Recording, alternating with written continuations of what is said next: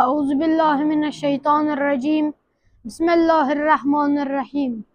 السلام على الحسين وعلى علي ابن الحسين وعلى اولاد الحسین و علی اصحاب الحسین. سلام عرض ادب می‌دارم خدمت حضار گرامی عزاداران آقا ابا عبدالله الحسین. امروز برای من فرصت داده شده است تا چند لحظه برای شما در مورد ماه محرم الحرام و چه رخدادهایی رخ داده است صحبت نمایم.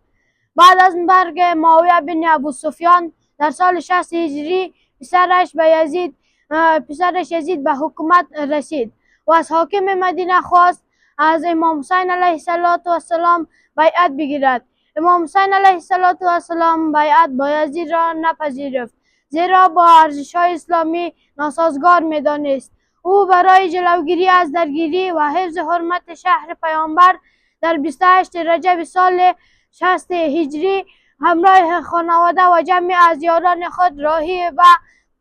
مکه شد و حدود 4 ماه در مکه اقامت داشت. در طول این زمان نامه‌های فراوانی از مردم کوفه به امام می رسید و نویسندگان نامه از امام می خواستند تا رهبری آنها را بر عهده گرفته و بر علیه یزید قیام کند و بعد از این که قیام کند امام برای اینکه به اوضاع را بررسی نموده سرموی خود را به مسلم بن عقیل به کوفه میفرستد. ابتدا از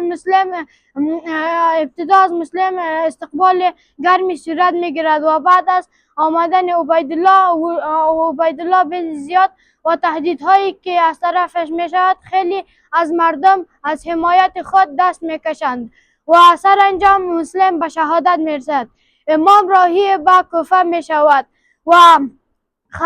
در مسیر راه خبر شهادت مسلم بن عقیل و شهادت هانی بن عروه به امام میرسد و امام مسیر خود را ادامه میدهد و بعدا به یک لشکر حکومت یزید که 1000 نفر به فرماندهی حر بن یزید ریاحی وظیفه یافته است که مانع سفر امام به کوفه شود و راه امام را میبندد و امام را نمیگذارد به کوفه برود و مکاروان را به مسیر هدایت میکند که نه به مدینه باز میگردد و نه به کوفه میرود و امام پیشنهادهایی میکند که به مدینه بازگردد و یا به یک از مناطق مرزی جهان اسلام برود و یا با یزید مستقیما گفتگو کند و هر هیچ یک